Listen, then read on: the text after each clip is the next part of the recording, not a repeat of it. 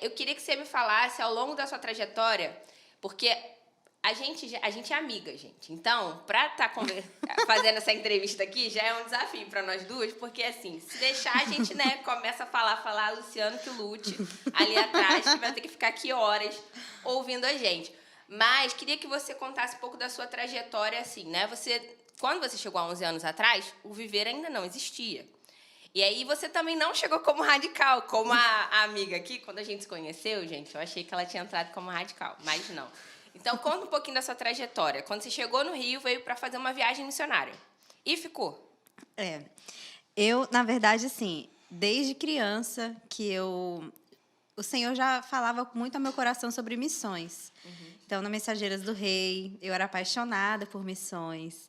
Eu escrevia cartas para os missionários no aniversário, né? Todo esse contexto assim missionário dentro da igreja. Só que, assim, missionário para mim era alguém muito distante, assim. Eu não lembro muito bem, assim, porque eu era bem criança, mas eu lembro do meu sentimento. Eu sentia que o missionário era alguém muito distante de mim, era alguém, assim, sabe, um super-herói, sei lá. E a minha mãe, ela era promotora de missões, então chegava material na minha casa, eu sempre via os vídeos. Então, eu fui me desenvolvendo, né, crescendo nesse ambiente. E eu sempre sentia algo assim relacionado a missões, eu não sabia o que era. Aí eu fiz algumas viagens missionárias com a minha igreja. E uma dessas viagens foi para o Pernambuco. Eu conheci uma pessoa lá de Brasília que estava iniciando um projeto chamado Radical DF. Então, eu fui Radical DF. Eu Tá fui vendo radical. aí? Eu sempre soube. E eu participei desse projeto, que era um projeto de 3 meses e de 1 mês de férias, né, corrido.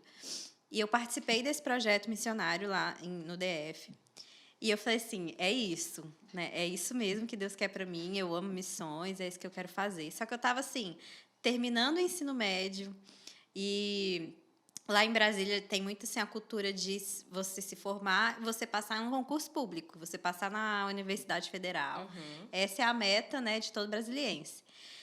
E acabou que eu fui também indo assim por esse caminho, né? Minhas primas começaram a passar na faculdade, aí vem aquele negócio, né, de que o que eu estou fazendo da minha vida. E aí acabei deixando um pouquinho a questão de missões de lado e fui seguir. Passei na faculdade, comecei a estudar para concurso, comecei a seguir minha vida. E isso durou assim uns 7, 8 anos. Até que eu não estava mais conseguindo lidar assim com a sensação. Vinham as campanhas missionárias, os missionários iam na minha igreja. Eu fazia parte do conselho missionário.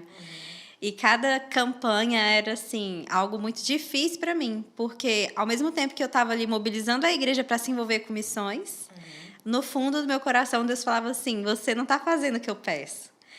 E foi ficando muito difícil, até que eu conversei com uma amiga minha. E ela falou assim, Laíse, participa de uma Operação Jesus Transforma, porque é assim, é um divisor de águas. Aí eu falei assim, acho que vou participar então. Eu nunca tinha participado de nenhuma. E aí eu me comprometi com Deus que eu participaria da próxima que tivesse. Isso era em 2011. Eu falei assim, a próxima que tiver eu vou. E aí eu lembro que no início de 2012, assim, eu entrei no site de Missões Nacionais e estava lá, bem grande, assim, Mega Operação Jesus Transforma Cracolândia. Na época, a Cristolândia ainda não era tão forte, né? Porque só tinha em São Paulo e estava, acho que, abrindo aqui no Rio de Janeiro. E eu falei assim, não sei o que é isso, não. Mas eu falei que ia na próxima, essa é a próxima, e vou me inscrever. Me inscrevi, aí tinha São Paulo e Rio, coloquei a opção do Rio. E aí vim. Em abril, eu vim para a Operação Jesus Transforma. Fiquei 4 dias, né, aqui.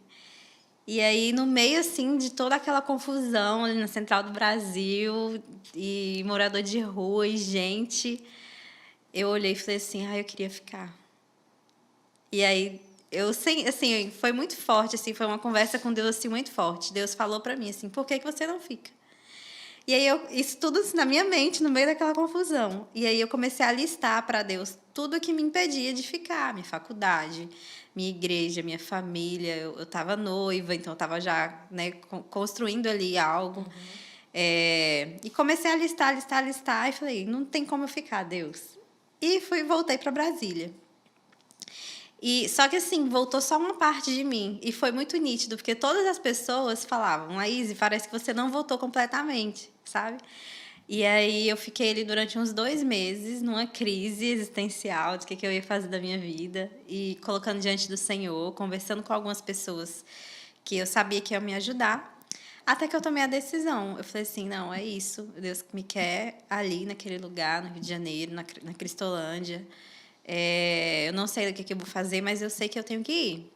Nesse processo, eu sempre fui apaixonada por criança. Então, eu tinha muita vontade de trabalhar com crianças. E aí eu lembro que, na época, a missionária que trabalhava com crianças aqui no Rio, na Cristolândia, tinha saído para outro campo. E aí o coordenador, na época, falou assim, vem para o Rio para você poder assumir o trabalho com crianças. Que, na época, ele estava querendo implementar o Novos Sonhos.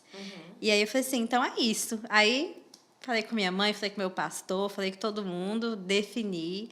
Falei, vou para o Rio de Janeiro, Deus me quer lá. E aí, em agosto de 2012, eu vim de Malicuia e estou aqui até hoje.